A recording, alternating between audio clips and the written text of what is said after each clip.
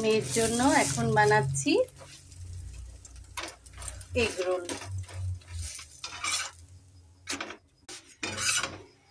দুটো রোল বানিয়েছি।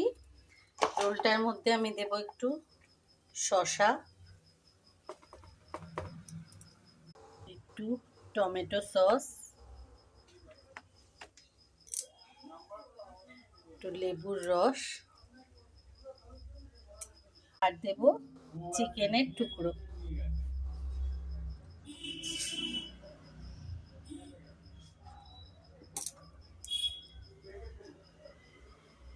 আর এই চিকেনগুলো না আমি ওই রান্না চিকেন ছিল সেগুলোই টুকরো করে রোলের মধ্যে ব্যবহার করেছি।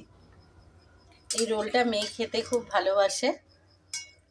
আর আমি দোকানের মতন আর ওই পেপার টেপার দিয়ে মুড়ি না, এমনি মুড়ে দিও।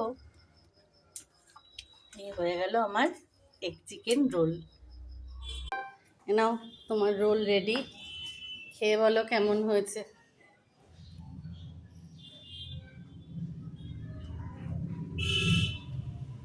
ভালো হয়েছে,